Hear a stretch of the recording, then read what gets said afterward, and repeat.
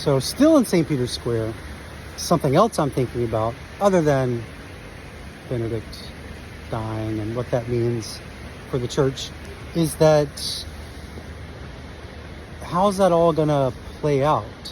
Like, I'm a logistics guy, I organize pilgrimages, and I like to think about all the details. So usually when a pope dies, they ring the death bells to announce to the city and to the world that the pope has passed. Do they do that for a pope emeritus? I don't know.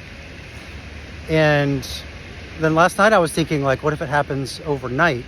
Do they do it in the middle of the night? Because the bells stop ringing in the evenings and they don't start again until 7 a.m. So do they still ring the bells overnight if a pope dies? I don't know. And then the logistics of, like, funerals. So usually a papal funeral, I mean, I'm sure they have all the logistics worked out. I just don't know what they are.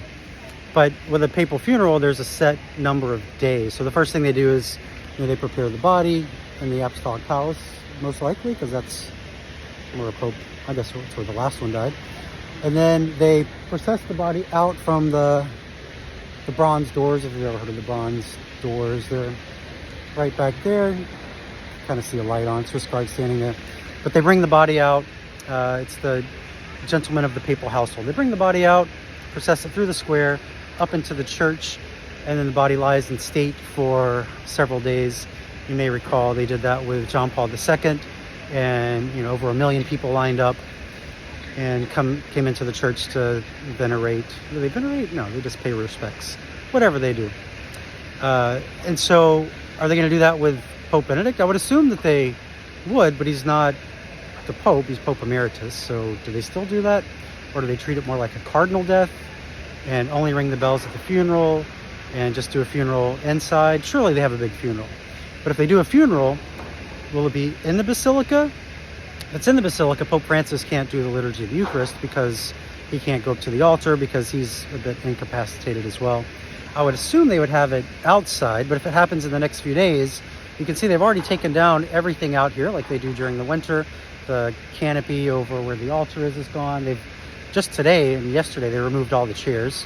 They're taking down the barricades because for the next couple months everything is inside the Paul VI auditorium.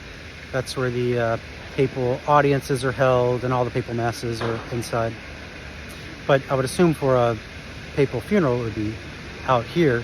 And then the other thing with logistics is if it happens before January 6th, you've got this thing, Christmas tree, and the Nativity. It's all set up, takes up a lot of space you can see around the obelisk here.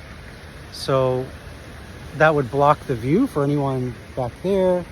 And it takes, like I said, a big chunk of the square out of the picture for seats.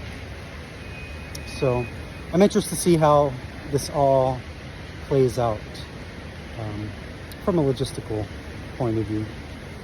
And who knows, we might be finding out pretty soon.